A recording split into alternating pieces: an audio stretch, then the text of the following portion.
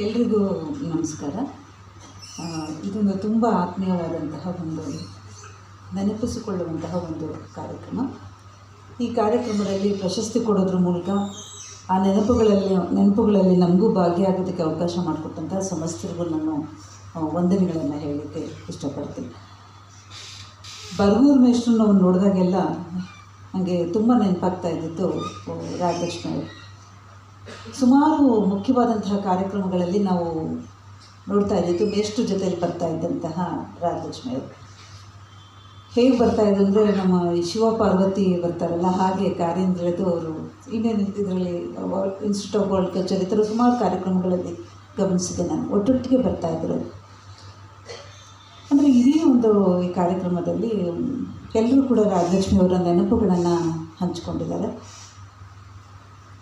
ನಾನು RJ ನಾಗರಾಜ್ ನನ್ನ ಗಂಡ ಅವರು ಕೂಡ ಇಲ್ಲಿದ್ದಾರೆ. ಬಹಳಷ್ಟು ಬಾರಿ ನಾವು ಅವ್ರ ಮನೆಗೆ ಹೋಗ್ತಾ ಇದ್ವಿ. ನಾವು ಸಾಕಷ್ಟು ನೆನಪುಗಳಿದೆ.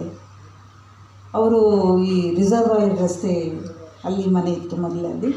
ಅದಾದ ನಂತರ JP ನಗರದ ಮನೆಗೆ ಅವರು ಹೋದರು.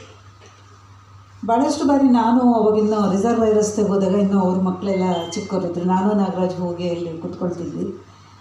ರಾಜಲಕ್ಷ್ಮಿ ಅವರು ಅಷ್ಟೊಂದು ಸಾಂಸಾರಿಕ ತಾಪತ್ರಯಗಳು ಜವಾಬ್ದಾರಿಗಳು ಮಧ್ಯನೂ ಕೂಡಿಸಿ ಮಕ್ಕಳು ಚೆನ್ನಾಗಿದ್ದಾರಾ ಫಸ್ಟ್ ಕೇಳ್ತಾ ಇದ್ದಿದ್ದು, ಮಕ್ಕಳು ಚೆನ್ನಾಗಿದ್ದಾರಾ ಅಂತ ಕೇಳ್ತಾ ತುಂಬ ಒಳ್ಳೆ ಕಾಫಿ, ರಾಜಪ್ಪ ಹೇಳಿದಂಗೆ ತುಂಬ ಒಳ್ಳೆ ಕಾಫಿಯನ್ನು ಕೊಡೋರು.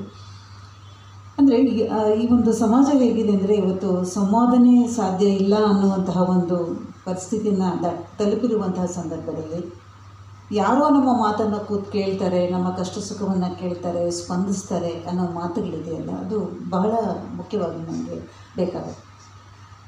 ಬಹುಶಃ ಹೆಚ್ಚು ಕಮ್ಮಿ ಅಂತರ್ಜಾತೀಯ ವಿವಾಹಗಳಾದವ್ರದ್ದೆಲ್ಲ ಹೆಚ್ಚು ಕಮ್ಮಿ ಒಂದೇ ದೋಣಿಯಲ್ಲಿ ಒಂದು ಪಯಣ ಇರುತ್ತೆ ಆರಂಭದ ಘಟ್ಟಗಳಲ್ಲಿ. ಸೊ ಒಬ್ರಿಗೊಬ್ಬರು ಆತ್ಕೊಳ್ಳೋದಕ್ಕೆ, ಹೇಳ್ಕೊಳ್ಳೋದಕ್ಕೆ ಇನ್ನೊಂದು ಜೀವ ಬೇಕು ಅನ್ನೋ ರೀತಿಯಲ್ಲಿ ನಾವು ಹುಡುಕಾಟಗಳನ್ನು ನಡೆಸ್ತಿರ್ತೀವಿ. ಆಗ ಗೆದ್ದಂತಹ ಯಶಸ್ವಿಯಾದಂತಹ ಜೋಡಿಗಳು ಯಾವಾಗಲೂ ಕೂಡ ಇಂಥವ್ರಿಗೆ ಮಾದರಿಯಾಗಿ ನಿಲ್ತಾರೆ. ಅಂತಹ ಒಂದು ಜೋಡಿ ಮೇಷ್ಟ್ರು ಮತ್ತು ರಾಜಲಕ್ಷ್ಮಿ ಅವರು ನೋಡಿದಾಗ ನಾವು ಇವರೆಲ್ಲ ಪಟ್ಟ ಕಷ್ಟಗಳನ್ನೆಲ್ಲ ನೋಡಿದ್ರೆ ನಾವು ಪಡ್ತಾ ಇರೋದು ಏನಲ್ಲ ಬಿಡು ಅಂತೇಳಿ ಭಾಳಷ್ಟು ಸಾರಿ ಅನಿಸಿದ್ದು ಉಂಟು.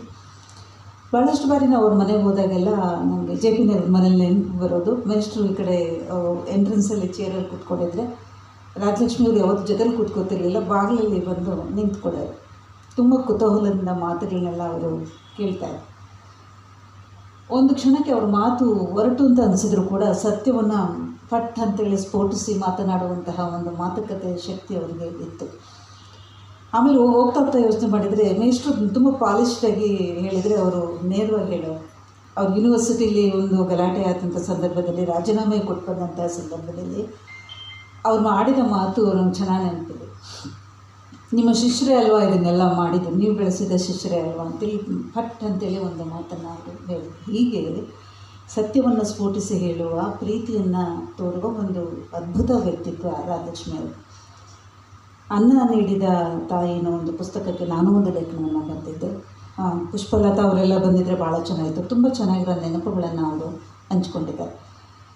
ಹೇಗೆ ವಿದ್ಯಾರ್ಥಿಗಳನ್ನು ಮನೆಯಲ್ಲಿ ಇಟ್ಕೊಂಡು ಅವರು ನೈತಿಕವಾಗಿ ಅವ್ರಿಗೆ ಬೇರೆ ರೀತಿಯ ಬೆಂಬಲಗಳನ್ನು ಕೊಡ್ತಾಯಿದ್ರು ಅನ್ನೋ ಒಂದು ಆಶ್ರಯ ತಾಣ, ಒಂದು ಅಡಗುದಾಣ. ಅವರ ಇಂಟರ್ಕ್ಯಾಸ್ಟ್ ಮ್ಯಾರೇಜ್ ಮಾಡಿದಂತಹ ಸಂದರ್ಭದಲ್ಲಿ ಸಾಕಷ್ಟು ಗಲಾಟೆಗಳಾಗಿ ಅವರೇ ಅರೆಸ್ಟ್ ಆದಂತಹ ಸಂದರ್ಭಗಳು ಕೂಡ ಸಾಕಷ್ಟು ಇದೆ. ಹಾಗೆ ಇವು ಆಶ್ರಯ ತಾಣವೂ ಅಡಗುದಾಣವೂ ಎರಡೂ ಆದಂತಹ ಮನೆ ಅವರು. ತುಂಬ ಅನುರೂಪದ ದಾಂಪತ್ಯ. ಸಾಕಷ್ಟು ಕುಟುಂಬಗಳಲ್ಲಿ ನಾವು ಕೇಳಿರ್ತೀವಿ. ಅದು ವಿಶೇಷವಾಗಿ ಸಾಹಿತಿಗಳ ಕುಟುಂಬದಲ್ಲಿ ಹೊಂದಾಣಿಕೆಗಳನ್ನ ಹೇಳಿದೆ ಒಬ್ಬರೊಂದು ಕಡೆಗೆ ಇನ್ನೊಂದು ಕಡೆಗೆ ಎಳ್ಕೊಂಡು ಹೋಗೋ ಸಂದರ್ಭದಲ್ಲಿ ತುಂಬ ಚೆನ್ನಾದಂತಹ ದಾಂಪತ್ಯ, ಒಂದು ಮಾದರಿಯಾಗಿ ನಿಲ್ಲುವಂತಹ ದಾಂಪತ್ಯ ಅದು ಆಗಿತ್ತು. ಇಂತಹ ಒಂದು ಸಂದರ್ಭದಲ್ಲಿ ವೇದಿಕೆಯ ಮೇಲೆ, ನಾನು ವೇದಿಕೆ ಬಗ್ಗೆನೇ ಮಾತಾಡಲ್ಲ, ಯಾವಾಗಲೂ ನೇರ ವಿಷಯಕ್ಕೆ ಕೊಡ್ತೀನಿ. ವೇದಿಕೆಯಲ್ಲಿ ನಮ್ಮೊಂದಿಗೆ ಕುಲಪತಿಗಳಾದಂತಹ ರಮೇಶ್ ಅವರಿದ್ದಾರೆ. ಈಗ ತಾನೇ ತುಂಬ ಅದ್ಭುತವಾಗಿ ಮಾತನಾಡಿದಂತಹ ಲೋಲಾಕ್ಷಿ ಕವಿಯತ್ರಿನೂ ಹೌದು. ತುಂಬ ಚೆನ್ನಾಗಿ ಯುದ್ಧದ ವಿನಾಶವನ್ನು ಒಳಗೊಂಡು ನಾವು ಮುಂದೆ ಎದುರಿಸಬಹುದಾದಂಥ ದುರಂತವನ್ನು ಒಳಗೊಂಡು ತುಂಬ ಚೆನ್ನಾಗಿ ಮಾತಾಡಿದರು ಅವರು. ರತ್ನಮ್ಮ ಅವ್ರ ಬಗ್ಗೆ ಕೇಳಿದ್ದೆ ನಾನು. ಸೋಲಿಗರ ಕುಟುಂಬದಲ್ಲಿ ಬಂದಂತಹ ಮಹಿಳೆ, ತನ್ನ ಸಮುದಾಯಕ್ಕೆ ಸಾಕಷ್ಟು ಸೇವೆಯನ್ನು ಸಲ್ಲಿಸ್ತಾಳೇನೆ. ಮೊದಲ ಡಾಕ್ಟ್ರೇಟನ್ನು ಪಡೆದಂತಹ ಮಹಿಳೆ, ಈಗಲೂ ಕೂಡ ಸತತವಾಗಿ ಅವರು ತೊಡಗಿಸ್ಕೊಂಡಿದ್ದಾರೆ ಅನ್ನೋ ಮಾತನ್ನು ಕೇಳಿದೆ ನಾನು. ಅವರ ಜೊತೆಯಲ್ಲಿ ಪ್ರಶಸ್ತಿಯನ್ನು ಪಡ್ಕೊಳ್ಳೋದು ನನ್ನದು ಒಂದು ಸೌಭಾಗ್ಯ ಅಂತಲೇ ನಾನು ಭಾವಿಸ್ತೇನೆ ಅಂಥೇಳಿ ನಾನು ಹೇಳೋಕ್ಕೆ ಇಷ್ಟಪಡ್ತೀನಿ. ಇವತ್ತು ಸಾಕಷ್ಟು ಜನ ಬಂಡಾಯದ ಸಾಕಷ್ಟು ಜನ ಇಲ್ಲಿ ಇದ್ದೀವಿ. ನನಗೆ ಮೇಷ್ಟ್ರು ನೆನಪಾದ ತಕ್ಷಣ ಅವ್ರ ಜೊತೆಲಿ ನೆನಪಾಗುವ ಇನ್ನೊಂದು ವ್ಯಕ್ತಿತ್ವ ರಂಗಾರೆಡ್ಡಿ ಕೋಡಿರಾಂಪುರ. ನನಗೆ ಅವರು ಮೇಷ್ಟ್ರಾಗಿದ್ದರು, ನ್ಯಾಷನಲ್ ಕಾಲೇಜ್ ಗೌರಿಬಿದನೂರಲ್ಲಿ ಮೇಷ್ಟ್ರಾಗಿದ್ದರು. ಅಂತಹ ಹಲವಾರು ತುಂಬ ಪ್ರೀತಿಯನ್ನು ಉಳ್ಳಂತಹ ಹಲವಾರು ಜನ ಇಲ್ಲಿ ಇರೋದನ್ನು ನೀವು ನೋಡೋದು.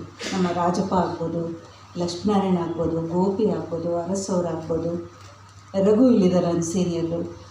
ಭಾಳಷ್ಟು ಜನ ಈ ಥರ ಒಂದು ಮೇಷ್ಟ್ರ ಶಕ್ತಿ ಎಲ್ಲಿದೆ ಅಂದರೆ ಅವರು ಕಟ್ಟಿಕೊಂಡಂತಹ ಈ ಒಂದು ಗುಂಪಿದೆಯಲ್ಲ, ಆತ್ಮೀಯತೆಯನ್ನು ಹರಡಬಲ್ಲ, ಆತ್ಮೀಯತೆಯನ್ನು ಅನುಭವಿಸಬಲ್ಲಂತಹ ಒಂದು ಗುಂಪಿದೆಯಲ್ಲ, ಈ ಗುಂಪಿನ ಒಂದು ಶಕ್ತಿ ಮೇಷ್ಟ್ರದ್ದು ಕೇವಲ ಅವರು ಬೆಂಗಳೂರು ಕರ್ನಾಟಕಕ್ಕೆ ಮಾತ್ರ ಅಲ್ಲ, ಎಲ್ಲ ಕಡೆ ಬರಗೂರು ರಾಮಚಂದ್ರಪ್ಪ ಅಂದರೆ ಅಭಿಮಾನಿಸುವ ಪ್ರೀತಿಯಿಂದ ನೋಡುವಂತಹ ಒಂದು ವ್ಯಕ್ತಿತ್ವ ಅವರು. ಯಾಕೆ ಮೇಷ್ಟ್ರು ಮತ್ತು ಮೇಷ್ಟ್ರು ರಾಜಲಕ್ಷ್ಮಿಯವರು ಮುಖ್ಯರಾಗ್ತಾರೆ ಅಂದರೆ ಸಾಕಷ್ಟು ಶಿಷ್ಯಂದರಿಗೆ ಅವರು ತುಂಬ ಮಾಡ್ತಾ ಹೋಗಿದ್ದಾರೆ. ಸಾಕಷ್ಟು ಜನ ಕೇಳಿದರೆ ಅವರಿಗೆ ಶಿಷ್ಯರಿಗೆ ಅವರಿಗೆ ಬೇಕಾದದನ್ನು ಕೊಡುವ ಅವಕಾಶಗಳನ್ನು ಒದಗಿಸಿಕೊಡುವ ಹಿನ್ನೆಲೆಯಲ್ಲಿ ನಾವು ಯೋಚನೆ ಮಾಡಿದರೆ ಅವರ ಶಿಷ್ಯಂದರು ಅವರನ್ನು ಮರೆಯೋ ಹಾಗೆ ಸಾಧ್ಯತೆಗಳೇ ಇಲ್ಲ. ಆ ರೀತಿಯ ಅಷ್ಟೊಂದು ಅವರಿಂದ ಸಹಾಯಗಳನ್ನು ಅವರು ಪಡ್ಕೊಂಡಿದ್ದಾರೆ. ಒಂದು ರೀತಿಯಲ್ಲಿ ನಾನು ಕೂಡ ಒಪ್ಪುತ್ತೇನೆ, ಹಲವಾರು ಸಂದರ್ಭಗಳಲ್ಲಿ ಅವರಿಂದ ಸಾಕಷ್ಟು ಸಹಾಯಗಳನ್ನು ನಾನು ಪಡ್ಕೊಂಡಿದ್ದೀನಿ ಅಂತ ಹೇಳೋದು ಕೂಡ ನಾನು ಇಷ್ಟಪಡ್ತೀನಿ. ಕೇವಲ ಮೇಷ್ಟ್ರನ್ನು ನಾವು ಕುರಿತು ಮಾತಾಡೋದು ಬರೀ ಸಂಘಟನೆಯನ್ನು ಕುರಿತು ಮಾತಾಡೋಲ್ಲ. ಒಂದು ಕುಟುಂಬವನ್ನು ಹೇಗೆ ಮಾದರಿಯಾಗಿ ಇಟ್ಕೋಬೇಕು, ಮಾದರಿಯಾಗಿ ಇಟ್ಕೊಳ್ಳೋದ್ರ ಮೂಲಕ ಸಂಘಟನೆಯಲ್ಲೂ ಹೇಗೆ ಗೆಲ್ಲಬೇಕು ಅನ್ನೋಕ್ಕೆ ಎರಡನ್ನೂ ಆಗು ಮಾಡಬಲ್ಲಂತಹ ವ್ಯಕ್ತಿತ್ವ ಮೇಷ್ಟ್ರು. ಅವರ ಜೊತೆಯಲ್ಲಿ ನಿಂತಿದ್ದು ರಾಜಲಕ್ಷ್ಮಿಯವರು. ಮನೆಯಲ್ಲಿ ಸಹಾಯ ಸಹಕಾರ ಇಲ್ಲದೆ ಯಾರೂ ಕೂಡ ಯಾವುದನ್ನೂ ಮಾಡೋದಕ್ಕೆ ಸಾಧ್ಯ ಇಲ್ಲ. ಯಾಕೆಂದರೆ ಇಲ್ಲಾಂದರೆ ಅದು ಒಂದು ಕಡೆಗೆ ಎಳೆದ ಎತ್ತಿನ ಕೋಣದ ಕಥೆ ಆಗ್ಬಿಡುತ್ತೆ. ಇಂತಹ ಅನುರೂಪ ದಾಂಪತ್ಯ, ಅವರ ಶಿಷ್ಯರ ವಾತ್ಸಲ್ಯ ಆಗ್ಬೋದು, ಸಂಘಟನೆ ಆಗ್ಬೋದು. ಜೊತೆಯಲ್ಲಿ ಇಷ್ಟಕ್ಕೆ ಅವರು ಸೀಮಿತವಾಗಿರಲಿಲ್ಲ. ಹಲವಾರು ಸೀರೆಗಳು, ಒಳ್ಳೆ ಸೀರೆಗಳಲ್ಲಿ ಸಿಕ್ಕತ್ತೆ, ಒಳ್ಳೆ ಒಡವೆಗಳಲ್ಲಿ ಸಿಕ್ಕತ್ತೆ. ಈ ಥರದ ವಿಷಯಗಳನ್ನು ಕೂಡ ಮಾತನಾಡಬಲ್ಲಂತಹ ವ್ಯಕ್ತಿತ್ವ ಅವ್ರದ್ದಾಗುತ್ತೆ. ಅಂದರೆ ಒಂದು ರೀತಿ ನೀರಸ ವ್ಯಕ್ತಿತ್ವ ಅಲ್ಲ, ತುಂಬ ಚೆನ್ನಾಗಿ ಮಾತನಾಡುವ, ಆಸಕ್ತಿ ಹುಟ್ಟಿಸುವ, ಒಂದು ರೀತಿಯ ನಮಗೆ ಮಾರ್ಗದರ್ಶನವನ್ನು ಕೊಡುವ, ಸೋಲು ಗೆಲುವುಗಳನ್ನು ತಿಳಿಸುವ, ಟೀಕೆಯನ್ನು ಅನುಭವಿಸುವ, ಎದುರಿಸುವ ಈ ಎಲ್ಲ ಮಾತುಗಳು ಅವರಲ್ಲಿ ಇದ್ದು ಅನ್ನೋದು ನನಗೆ ಬಹಳ ಮುಖ್ಯ ಆಗುತ್ತೆ ಅಂಥೇಳಿ. ಪ್ರಶಸ್ತಿಗಳು ಇತ್ತೀಚೆಗೆ ನಮಗೆ ಗೊತ್ತಿದೆ, ಪ್ರಶಸ್ತಿಗಳ ಸುರಿಮಳೆಯ ಕಾಲ ಇದು. ಇವತ್ತು ಕೂತ್ರೆ ಒಂದು ಪ್ರಶಸ್ತಿ, ನಿಂತರೆ ಒಂದು ಪ್ರಶಸ್ತಿ ಅಂಥೇಳಿ ಘೋಷಣೆ ಆಗ್ತಾ ಇರುತ್ತೆ, ಕೊಡ್ತಾ ಇರ್ತಾರೆ, ಅದೆಲ್ಲ ನಡೀತಾ ಇರುತ್ತೆ. ಆದರೆ ಕೆಲವು ಪ್ರಶಸ್ತಿಗಳಿಗೆ ಮಾತ್ರ ಬಹಳ ಮುಖ್ಯ ಆಗುತ್ತೆ. ಆ ಪ್ರಶಸ್ತಿಗಳ ಹೆಸರಲ್ಲಿ ಒಬ್ಬ ವ್ಯಕ್ತಿ, ಆ ವ್ಯಕ್ತಿಯ ನೆನಪು, ಸಹವಾಸ, ಒಡನಾಟಗಳು ಇವೆಲ್ಲವೂ ಕೂಡ ಇರುತ್ತೆ. ಇವತ್ತು ಈ ಒಂದು ಪ್ರಶಸ್ತಿಯನ್ನು ತೆಗೆದುಕೊಳ್ಳುವಂಥ ಸಂದರ್ಭದಲ್ಲಿ ರಾಜಲಕ್ಷ್ಮಿಯವರನ್ನು ಮತ್ತೆ ನೆನಪಿಸ್ಕೊಂಡಂಗಾಯಿತು. 2015 ನಂತರ ನಿರಂತರವಾಗಿ ಪ್ರಶಸ್ತಿಗಳನ್ನು ಕೊಡೋದ್ರ ಮೂಲಕ ಅವರ ನೆನಪನ್ನು ಮತ್ತೆ ಜೀವಂತವಾಗಿಸಿಕೊಳ್ಳುವಂತಹ ಒಂದು ವಿಶೇಷ ಸಮಾರಂಭ ಆಯಿತು.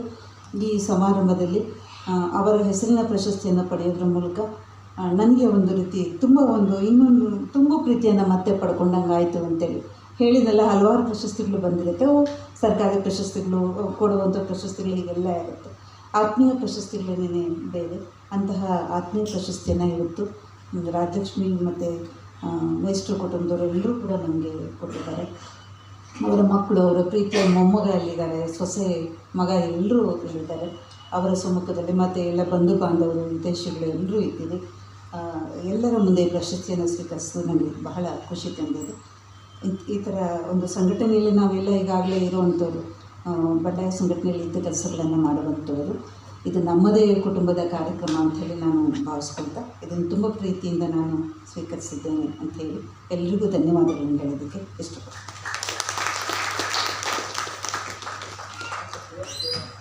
ಧನ್ಯವಾದಗಳು ಮೇಡಮ್. ಸತ್ಯವನ್ನು ಸ್ಫೋಟಿಸುವ ಹಾಗೂ ಪ್ರೀತಿಯನ್ನು ಹಂಚುವ ವ್ಯಕ್ತಿತ್ವ ಶ್ರೀಮತಿ ರಾಜಲಕ್ಷ್ಮಿ ಬರಗೂರು ಮೇಡಮ್ ಅವರದು ಅಂತ ಹೇಳ್ತಾ, ಅಂತರಜಾತಿ ವಿವಾಹವಾದಂಥವರಿಗೆ ಹೇಗೆ ಬರಗೂರು ಸರ್ ಅವ್ರ ಮನೆ ತವರು ಮನೆಯ ಭಾವನೆಯನ್ನು ಮೂಡಿಸ್ತಾ ಇತ್ತು ಅನ್ನೋದನ್ನು ಬಹಳ ಸೂಕ್ಷ್ಮವಾಗಿ ತಾವು ಹಂಚ್ಕೊಂಡಿದ್ದೀರಿ. ಅದು ನಿಜ ಕೂಡ. ಹಾಗಾಗಿ ಆ ರೀತಿಯ ತಾಯ್ತನದ ಪ್ರೀತಿಯನ್ನು ತೋರಿಸ್ತಕ್ಕಂತಹ ಶ್ರೀಮತಿ ರಾಜಲಕ್ಷ್ಮಿ ಬರಗೂರು ಮೇಡಮ್ ಅವರ ಪ್ರಶಸ್ತಿಯನ್ನು ಪಡೆದಂಥ ನಿಮಗೆ ಮತ್ತೊಮ್ಮೆ ಅಭಿನಂದನೆಗಳನ್ನು ಹೇಳ್ತಾ, ಈಗ ಮತ್ತೊಬ್ಬ ಪ್ರಶಸ್ತಿ ಪುರಸ್ಕೃತರಾಗಿರ್ತಕ್ಕಂತಹ ಡಾಕ್ಟರ್ ಎನ್ ರತ್ನಮ್ಮ ಅವರು ಕೂಡ ಮಾತನಾಡಬೇಕು ಅಂತ ಹೇಳಿ ವಿನಂತಿ ಮಾಡಿಕೊಳ್ತೀವಿ. ರತ್ನಮ್ಮ ಅವರು.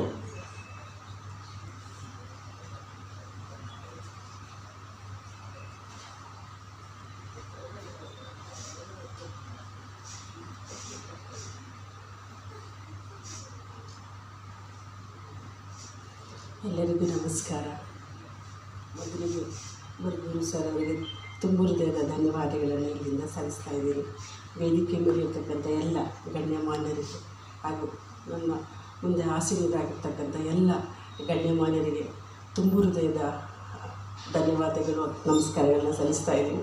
ನನಗೆ ತುಂಬ ಒಂದು ರೀತಿ ಭಯ ಅಥವಾ ಅಮ್ಮನ ನಾನು ನೋಡಬೇಕಿತ್ತೇನೋ ಅಂತ ಹೇಳ್ತಾ ಅನಿಸುತ್ತೆ ಈಗ.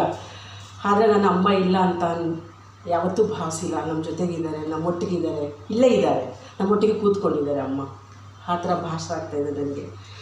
ಮೇಡಮ್ ಹೇಳಿದರು, ಕೈ ತುತ್ತು ಕೊಟ್ಟವರು ಆವಾಗ ನಮಗೆ ಅನ್ನ, ನನಗೆ ಬಿಳಿ ಅನ್ನಕ್ಕೋಸ್ಕರ ನಾನು ಶಾಲೆಗೆ ಹೋದವಳು. 1974ರಲ್ಲಿ ನನ್ನ ತಂದೆ ಹುಟ್ಟು ಕುರುಡರು. ನಮ್ಮ ಅಪ್ಪನಿಗೆ ಕಣ್ಣು ಕಾಣಿಸ್ತಾ ಇರಲಿಲ್ಲ. ಬಂಡೀಪುರ ನನ್ನ ಬರ್ತು ಚೆಮ್ಮನಹಳ್ಳಿ ಫಾರೆಸ್ಟ್ ಅರಣ್ಯದೊಳಗಡೆ, ಬಂಡೀಪುರದ ಅರಣ್ಯದೊಳಗಡೆ. ಕಾರಣ ಇಷ್ಟೇ, ಅಮ್ಮ ತುಂಬ ಗರ್ಭಿಣಿ. ಆವಾಗ ನಮಗೆ ಆ ಟೈಮಲ್ಲಿ ಈ ರೇಷನ್ ಇಲ್ಲ, ನ್ಯೂಟ್ರಿಷನ್ ಫುಡ್ ಇಲ್ಲ, ಅಂಗಡಿ ರೇಷನ್ಗಳಿರಲಿಲ್ಲ. ಆವಾಗ ಆ ಕಾಡಿನಲ್ಲಿ ಸಿಗ್ತಕ್ಕಂತಹ ಕಿರು ಅರಣ್ಯ ಉತ್ಪನ್ನಗಳನ್ನು ಸಂಗ್ರಹಣೆ ಮಾಡಿಕೊಂಡು ನಲ್ಲಿಕಾಯಿ, ಜೇನು ಈ ಥರದ ಹಣ್ಣುಗಳು ಎಲ್ಲ ತೊಗೊಂಡು ಬಂದು ಸ್ವಲ್ಪ ಮಾರಾಟ ಮಾಡಿ ಜೀವನ ಮಾಡಬೇಕಿತ್ತು. ಆಗ ಅಮ್ಮ ತುಂಬ ಗರ್ಭಿಣಿ. ಅಪ್ಪನ ಜೊತೆಗೆ ನಮ್ಮ ಟ್ರೈಬಲಲ್ಲಿ ಎಲ್ಲ ಹೋಗೋದು ಸಮುದಾಯದೊಟ್ಟಿಗೆ, ಯಾರು ಒಬ್ಬಂಟಿಗರಾಗಿ ಹೋಗಲ್ಲ. ಸಮುದಾಯ 10 ಜನ 20 ಜನ ಹೀಗೆ ಹೋಗುವಾಗ ಅಮ್ಮ ಅಲ್ಲಿ ಅಮ್ಮ ಮರ ಹತ್ತಿಗೆ ನಲ್ಲಿಕಾಯಿ ಕಿತ್ತರೆ ಅಪ್ಪ ಕೂತ್ಕೊಂಡು ಎಲ್ಲ ಹೀಗೆ ಹಾರಿಸೋದು. ಯಾಕಂದರೆ ಇದು ನನಗೆಲ್ಲ ಚೆನ್ನಾಗಿ ಗೊತ್ತು. ಆರಿಸಿ ಚೀಲಕ್ಕೆ ತುಂಬೋದು. ಆಗ ಅಮ್ಮ ಆ ಗರ್ಭಿಣಿ ಟೈಮಲ್ಲಿ ನನ್ನ ಸೋದರ ಮಾವ ಆ ಕೆಲಸ ಮಾಡಿಕೊಡ್ತಾಯಿದ್ರು. ಅಪ್ಪ ಅಮ್ಮ ಎಲ್ಲ ಸಂಗ್ರಹಣೆ ಮಾಡುವಾಗ ನನ್ನನ್ನು ಚೆಮ್ಮನಹಳ್ಳಿ ಫಾರೆಸ್ಟಲ್ಲಿ ನನಗೆ ಜನನ ಮಾಡ್ತಾರೆ. ಸೊ ಹಾಗಾಗಿ ನಾನು ಕಾಡಿನ ಹೆಣ್ಮಗಳು ಅಂತಲೇ ನಾನು ತುಂಬ ಹೆಮ್ಮೆಯಿಂದ ಹೇಳ್ಕೊತೀನಿ. ಹಾಗಾಗಿ ಅಪ್ಪನಿಗೆ ನಾನು ಆವಾಗ ಗಾಂಧಿ ಆಶ್ರಮ ಅಂತ ಇತ್ತು. ಆ ಗಾಂಧಿ ಆಶ್ರಮ ಅಂದರೆ ನಮ್ಮ ಕರ್ನಾಟಕದಲ್ಲಿರ್ತಕ್ಕಂತಹ ಒಂದು 50 ಬುಡಕಟ್ಟುಗಳಲ್ಲಿ 12 ಬುಡಕಟ್ಟುಗಳನ್ನು ನಾವು ಫಾರೆಸ್ಟ್ ಡಿವಿನರ್ಸ್ ಅಂತ ಕರಿತೀವಿ, ಅಂದರೆ ಅರಣ್ಯವಾಸಿಗಳು ಅಂತ. ಅದರಲ್ಲಿ ಸೋಲಿಗರು, ಜೇನುಕುರುಬರು, ಕಾಡುಕುರುಬರು, ಎರವರು, ಪಣೀರು, ಹಸರು, ಸಿದ್ದಿ, ಕುಡಿಯ, ಮಲೆಕುಡಿಯ, ಹೀಗೆ ಒಂದು 12 ಬುಡಕಟ್ಟುಗಳನ್ನು ನಾವು ಫಾರೆಸ್ಟ್ ಡಿವಿನರ್ಸ್, ಅರಣ್ಯವಾಸಿಗಳು. ಅರಣ್ಯದ ಒಳಗಡೆ, ಅರಣ್ಯದ ಅಂಚಿನಲ್ಲಿ, ಗುಡ್ಡಗಾಡುಗಳಲ್ಲಿ, ಉದಾಹರಣೆಗೆ ಬಿಳಿಗಿರಂಟೆ ಬೆಟ್ಟ ಆಗಿರ್ಬೋದು, ಮಲೆ ಮಹದೇಶ್ವರ ಬೆಟ್ಟ ಆಗಿರ್ಬೋದು, ಬಂಡೀಪುರ ಆಗಿರ್ಬೋದು, ನಾಗರಬಾಳೆ ಆಗಿರ್ಬೋದು, ಹೀಗೆ ಪ್ರಸ್ತುತ ದಿನಗಳಲ್ಲೂ ಸಹ ವಾಸ ಮಾಡ್ತಾಯಿದ್ವಿ. ಅಂಥದ್ರಲ್ಲಿ ಆ ಒಂದು ಸಮುದಾಯದ ಸೋಲಿಗ ಸಮುದಾಯದ ಹೆಣ್ಮಗಳು ನಾನು. ಆ ಒಂದು 1974ರಲ್ಲಿ ಈ ಮಕ್ಕಳೆಲ್ಲ ಕಾಡಿಗೆ ಓಡಿ ಹೊಟ್ಟೋಗ್ತಾರಲ್ಲ ತಂದೆ ತಾಯಿಗಳ ಜೊತೆ, ಇವ್ರನ್ನ ಹೇಗಾದರೂ ಕೂಡಿಸಿ ಇಟ್ಕೋಬೇಕಂತ ಆಶ್ರಮ ಒಂದು ಪ್ರಾರಂಭ ಮಾಡ್ತಾರೆ, ಗಾಂಧಿ ಆಶ್ರಮ. ಗಂಜಿ ಕೇಂದ್ರ ಅದು. ಆ ಬಿಳಿ ಅನ್ನಕ್ಕೋಸ್ಕರ ನಾನು ಆ ಗಂಜಿ ಶೆಡ್ಗೆ ಹೋಗ್ತಾಯಿದ್ದೆ ಅಷ್ಟೇ, ಶಾಲೆ ಕಲಿಬೇಕು ಅಂತಲ್ಲ. ದಿನ ಅಪ್ಪನ ಕರ್ಕೊಂಡು ಹೋಗಿ ಅಲ್ಲೇ ಕೂತ್ಕೋತಾ ಇದ್ದೆ. ಸೊ ಹಾಗಾಗಿ ಅಪ್ಪ ಒಂದು ಚಿಕ್ಕ ಪೆಟ್ಟಿಗೆ ರೇಡಿಯೋ ಇಟ್ಕೊಂಡಿದ್ರು. ಅದರಲ್ಲಿ ಇಂದಿರಾ ಗಾಂಧಿ ಅವರು ನ್ಯೂಸ್ ಕೇಳ್ತಾಯಿದ್ರು. ಅಪ್ಪ ಸಮುದಾಯದಲ್ಲಿ ಅಪ್ಪ ಭಾಳ ಚುರುಕು. ನಮ್ಮ ರೇಡಿಯೋ ಕೇಳೋಕ್ಕೆ ಒಂದು ಎಲ್ಲ ಊರವರೆಲ್ಲ ಬಂದು ಕೂತ್ಕೊಳ್ಳೋರು. ಇದೇನು ರೇಡಿಯೋ ಒಳಗಡೆ ಯಾರ್ಯಾರೋ ಮಾತಾಡ್ತಾ ಇದ್ದಾರಲ್ಲ, ಏನೇನೋ ಬರ್ತಾ ಇದೆಯಲ್ಲ ಅಂತ. ಸೊ ಹಾಗಾಗಿ ಅಪ್ಪನಿಗೆ ತಾಟಿತ್ತು ನನ್ನ ಮಗಳನ್ನು ಓದಿಸ್ಬೇಕು. ಇಂದಿರಾ ಗಾಂಧಿ ಅವರು ಪ್ರಧಾನಮಂತ್ರಿ ಆಗಿದ್ದಾರಂತೆ. ಅಪ್ಪನಿಗೇನೋ ಗೊತ್ತಿಲ್ಲ, ನಾನು ಹಾಗೆ ಆಗಬೇಕಿತ್ತು, ಅದು ಓದಬೇಕು ಕನಸು. ಅವ್ರು ಹಾಗಿದ್ದಾರೆ, ನನ್ನ ಮಗಳು ಓದಬೇಕು ಅಂತ. ಸೊ ಹಾಗಾಗಿ ಗಂಜಿ ಮೂಲಕ ನಾನು ಬಿಳಿ ಅನ್ನಕ್ಕೋಸ್ಕರ ಅಲ್ಲಿ ಬಂದು ಕೂತ್ಕೊಂಡು ಪ್ರಾಕ್ಟೀಸ್ ಆಗಿ, ಸೊ ನನ್ನ ಒಂದು ಎಜುಕೇಷನ್ ಅದೇ 1 to 4th, ಆಮೇಲೆ ಗುಂಡ್ಲುಪೇಟೆ ಆಯಿತು, ಆಮೇಲೆ ಮಾರಾಣಿಸ್ ಆಯಿತು, ಆಮೇಲೆ ಅದೇ PhD ಲೆವೆಲ್ಗೆ ನಿಮ್ಮಂಥವ್ರು ಎಲ್ಲರ ಸಹಕಾರದಿಂದ ಈ ಹೆಣ್ಮಗಳು ಚೆನ್ನಾಗಿ ಓದ್ತಾ ಇದ್ದಾರೆ. ಹೀಗೆ ಪಯಣ ಬಂತು. ಆದ ಪಯಣದ ಜೊತೆಗೆ ನನ್ನ ಸಂಸ್ಕೃತಿಯಲ್ಲಿ ಮೇಡಮ್ ಹೇಳಿದಾಗೆ ಶೇರಿಂಗು, ನಾವು ಹಂಚ್ಕೊಂಡು ತಿನ್ನೋವಂಥದ್ದು, ನಮಗೆ ಯಾವುದು ಸೇವಿಂಗ್ ಇಲ್ಲ, ಬ್ಯಾಂಕ್ ಸಿಸ್ಟಮೇ ಇಲ್ಲ. ಸೊ ಇದೆಲ್ಲ ನಾವು ಪ್ರಕೃತಿದತ್ತವಾಗಿ ಬೆಳೆಸ್ಕೊಂಡು ಬಂದ್ವಿ. ಸಿಟಿಗೆ ಬಂದಮೇಲೆ ಮೇಡಮ್ ಹೇಳುವಾಗ ಅಮ್ಮನ ಕೈ ತುತ್ತು ಅದು ನನಗೂ ಇತ್ತು. ನಾನು ಬಂದಾಗ ನಾನು ಸ್ವಲ್ಪ ಊಟ ಜಾಸ್ತಿ ಮಾಡೋದು. ಈ ಹಾಸ್ಟೆಲಲ್ಲಿ ಸ್ವಲ್ಪ ಆವಾಗ ನಮಗೆ ಈ ಥರ ಫುಡ್ ಇರಲಿಲ್ಲ.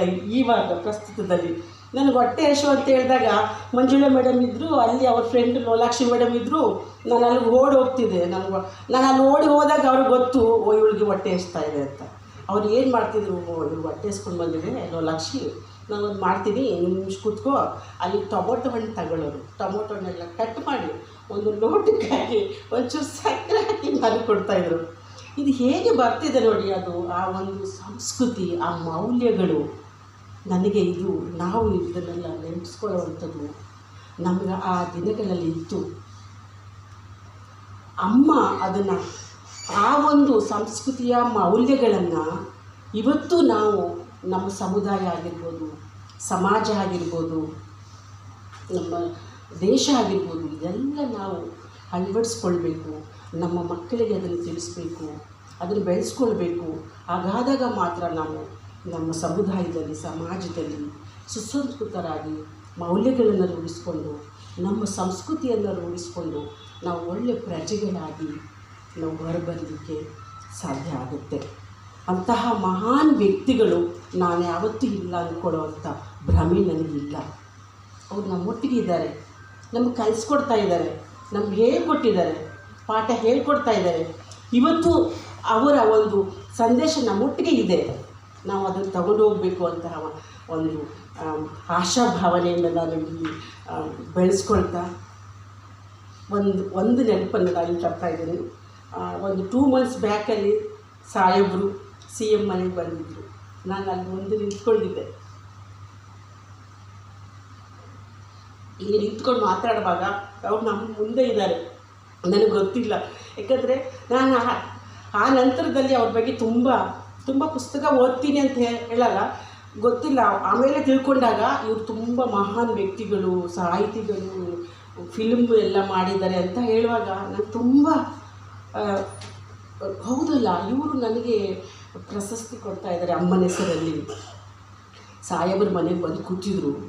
ಸಿದ್ದರಾಮಣ್ಣ ಸಾಹೇಬರಿಗೆ ಸ್ವಲ್ಪ ನನ್ನ ಕಂಡ್ರೆ ಬುಡಕಟ್ಟು ಲೇಡಿನಪ್ಪ ಕರೀರಿ ಅದು ಕೂರ್ಸ್ರಿ ಅಂತಾರೆ. ಅಂದರೆ ಸ್ವಲ್ಪ ಒಂಚೂರು ನನ್ನ ಗಮನಿಸ್ತಾರೆ. ಯಾಕಂದರೆ ನಾನು ಆವಾಗವಾಗ ಏನೇನೋ ಸರ್ ನಮ್ಮ ಮಕ್ಕಳಿಗೆ ನೀವು ಹೇಗೆ ಸ್ವಲ್ಪ ಏನೇನೋ ಕಾರ್ಯಕ್ರಮಗಳು ಮಾಡಬೇಕು, ಅರಣ್ಯ ಇಲಾಖೆಯಲ್ಲಿ ನೀವು ನಮ್ಮ ಮಕ್ಕಳಿಗೆ ನೇರ ನೇಮಕಾತಿ ಮಾಡಿಕೊಟ್ಟಿದ್ದೀರಾ, ಅದನ್ನು ಅದೇ ಥರ ನೀವು ಆರೋಗ್ಯದಲ್ಲಿ ಮಾಡಬೇಕು, ಏನೇನೋ ಅವರು ಮೀಟಿಂಗ್ಗಳಿಗೆ ಹೋಗೋದು ಮಾಡೋದು ಮಾಡ್ತಾಯಿದ್ದೀನಿ. ಸ್ವಲ್ಪ ಒಂಚೂರು ಏನೋ ನಮ್ಮ ಮಕ್ಕಳಿಗೆ ನಮಗೇನು ಸೌಲಭ್ಯ ಸಿಕ್ಕಿಲ್ವೋ ಅದು ನಮ್ಮ ಮಕ್ಕಳಿಗೆ ದೊರಕಬೇಕು ಅಂತ ನನ್ನ ಆಸೆ. ಸೊ ಈ ಥರದ್ದೆಲ್ಲ ನಾ ಕಾರ್ಯಕ್ರಮಗಳೆಲ್ಲ ತಗೊಂಡು ಮೀಟಿಂಗಲ್ಲಿ ನಾನು ಕರಿತಾ ಇರ್ತಾರೆ. ಸೊ ಹಾಗಾಗಿ ಅಲ್ಲಿ ಕೂರ್ಸಪ್ಪ ಅಂತ ಹೇಳುವಾಗ ಇವ್ರು ಕೂತಿದ್ದಾರೆ, ನನಗೆ ಗೊತ್ತಿಲ್ಲ. ಸೊ ಆಗ ನಾನು ಸಡನ್ನಾಗಿ ಹೋದೆ ಒಳಗಡೆ. ಅಲ್ಲಿ ಅಲ್ಲಿ ಕೂರ್ಸ್ರಿ ಅವ್ರನ್ನ ಕೂತ್ಕೊಂಬಂದರು. ನಾನು ಓಕೆ ಅಂತ ಸ್ವಲ್ಪ ಕೂತ್ಕೊಂಡೆ. ಆಮೇಲೆ ಬೋಲಿಂಗೇ ಸರ್ ಮತ್ತೆ ಬಂದರು. ಆವಾಗ ಬರ್ಗೂರು ಸರ್ ಕಣಮ್ಮ ಅಂತ ಅವ್ರ ಜೊತೆಗೆಲ್ಲ. ಆಮೇಲೆ ಸರ್ ಬಂದರು. ಆಗ ನಾನು ಸರ್ನು ಮಾತಾಡಿಸ್ದೆ, ನಮಸ್ಕಾರ ಮಾಡಿದೆ. ಸರ್ ನಾನು ಆದಿವಾಸಿ ಹೆಣ್ಮಗಳು, ತುಂಬ ಸಂತೋಷ ಆಯಿತು ಸರ್ ನೀವು ನೋಡಿ ಅಂತ. ನೋಡಿ ಅದು ಯಾವುದು ಋಣಬಂಧ, ಯಾವುದು ಸಂಬಂಧ. ಆ ಒಂದು ಕ್ಷಣ ಅಮ್ಮ ನಮಗೆ ನೆನಪಾಗುತ್ತೆ.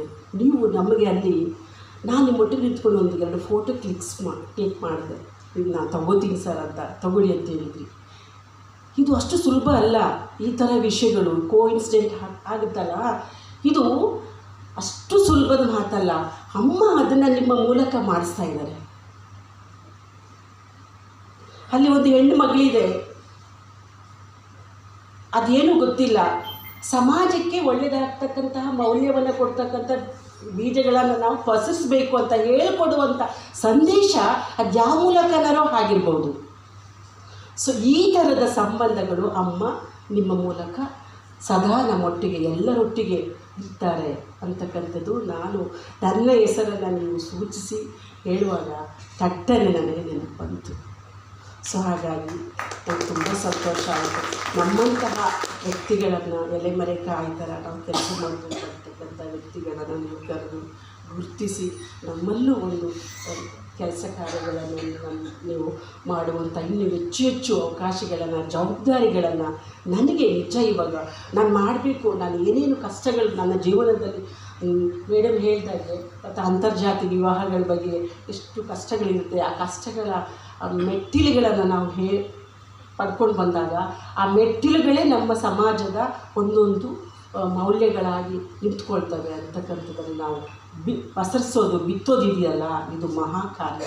ಸೊ ಹಾಗಾಗಿ ಇನ್ನೂ ಹೆಚ್ಚಿನ ಜವಾಬ್ದಾರಿಗಳು ನಾನು ಮಾಡಬೇಕು. ನಾನಂತ ಕಷ್ಟ ಅಲ್ಲ, ಕಷ್ಟ ಇದ್ದರೂ ಅದು ಮುಂದೆ ಕೆಲಸ ಮಾಡಬೇಕು ಅಂತಕ್ಕಂಥ ಒಂದು ಸವಾಲುಗಳನ್ನು ನಾನು ತೆಗೆದುಕೊಂಡು ಹೋಗೋಕ್ಕೆ ಅಮ್ಮ ಅದಕ್ಕೆ ಮುಖ್ಯ ಕೊಂಡಿಯಾಗಿ ನಿಂತ್ಕೊಂಡಿದ್ದಾರೆ. ಸರ್ ನಿಮ್ಮೊಟ್ಟಿಗೆ ನಾವು ಇರ್ತೀವಿ, ಅಮ್ಮ ನಮ್ಮ ಒಟ್ಟಿಗೆ ಇರ್ತಾರೆ, ಇನ್ನೂ ಹೆಚ್ಚು ಕೆಲಸ ಕಾರ್ಯಗಳನ್ನು ಮಾಡಲಿಕ್ಕೆ ಸಾಧ್ಯ ಆಗುತ್ತೆ ಅಂತಕ್ಕಂಥ ಒಂದು ಅಷ್ಟು ಭಾವನೆಯನ್ನು ನಾನು ಅಮ್ಮನ ಮೂಲಕ, ಅಮ್ಮನ ಒಟ್ಟಿಗೆ ಇರುವಂಥ ಒಂದು ಮಾತುಗಳನ್ನು ನಿಮ್ಮೊಟ್ಟಿಗೆ ನಾನು ಹಂಚ್ಕೊತಾ ಇದ್ದೀನಿ.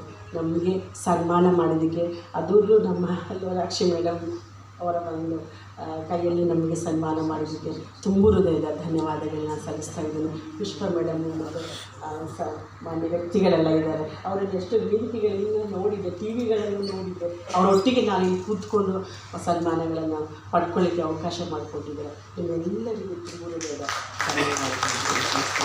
ನಮಸ್ಕಾರ.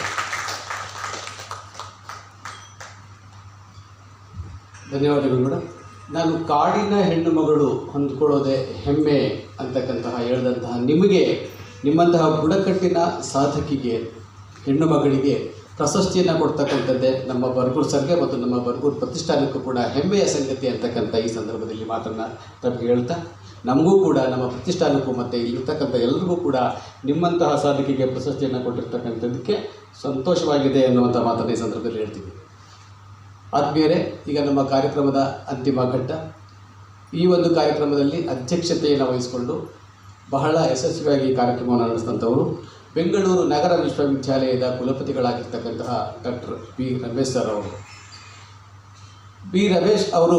ಡಾಕ್ಟರ್ ರಮೇಶ್ ಸರ್ ಅವರು ಬೆಂಗಳೂರು ವಿಶ್ವವಿದ್ಯಾಲಯದ MSW ವಿಭಾಗದಲ್ಲಿ ಸ್ನಾತಕೋತ್ತರ ಪದವಿಯನ್ನು ಪಡೆದಂಥವರು.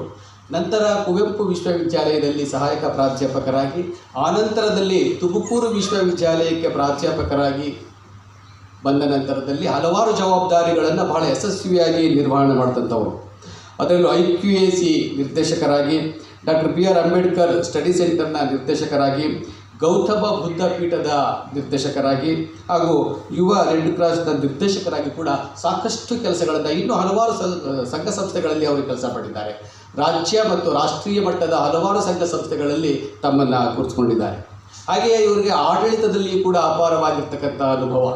ಇದೇ ವಿಶ್ವವಿದ್ಯಾಲಯದಲ್ಲಿ, ಅಂದರೆ ಈಗ ಅವರು ಉಪಕುಲಪತಿಗಳಾಗಿರುವ ಬೆಂಗಳೂರು ನಗರ ವಿಶ್ವವಿದ್ಯಾಲಯದಲ್ಲಿಯೇ ಅವರು ಕುಲಸಚಿವರಾಗಿ ಮೌಲ್ಯಮಾಪನ ವಿಭಾಗದಲ್ಲಿ ಕೂಡ ಸಾಕಷ್ಟು ಸುಧಾರಣೆಯನ್ನು ತಂದಂಥವರು. ಹಾಗೆಯೇ ಕರ್ನಾಟಕ ರಾಜ್ಯ ಮುಕ್ತ ವಿಶ್ವವಿದ್ಯಾಲಯದಲ್ಲಿ ಕೂಡ ಕುಲಸಚಿವರಾಗಿ, ಆಡಳಿತದ ಕುಲಸಚಿವರಾಗಿ ಕೆಲಸ ಮಾಡಿದಂಥವರು. ಹಾಗಾಗಿ ಇವರ ಸಾಧನೆಯನ್ನು ನೋಡಿ ಹಲವಾರು ಸಂಘ ಸಂಸ್ಥೆಗಳು ಇವರಿಗೆ ಪ್ರಶಸ್ತಿಯನ್ನು ನೀಡಿದ್ದಾರೆ. ಶಿವಮೊಗ್ಗದ ರೋಟರಿ ಸಂಘ ಸೇವಾ ಪುರಸ್ಕಾರ ಪ್ರಶಸ್ತಿಯನ್ನು ನೀಡಿದೆ. ತುಮಕೂರು ಜಿಲ್ಲಾ ಕನ್ನಡ ಸಾಹಿತ್ಯ ಪರಿಷತ್ತು ಅವರಿಗೆ ರಾಜ್ಯೋತ್ಸವ ಪ್ರಶಸ್ತಿಯನ್ನು ನೀಡಿದೆ. ಸಾವಿತ್ರಿಬಾಯಿ ಫುಲೆ ಪ್ರಶಸ್ತಿ ಅದು ಕೂಡ ಅವರಿಗೆ ಬಂದಿರತಕ್ಕಂಥದ್ದು. ಕುದ್ಮಲ್ ರಂಗರಾವ್ ಪ್ರಶಸ್ತಿ, ಹೀಗೆ ಇನ್ನೂ ಹಲವಾರು ಪ್ರಶಸ್ತಿಗಳು ಅವರಿಗೆ ಬಂದಿದೆ.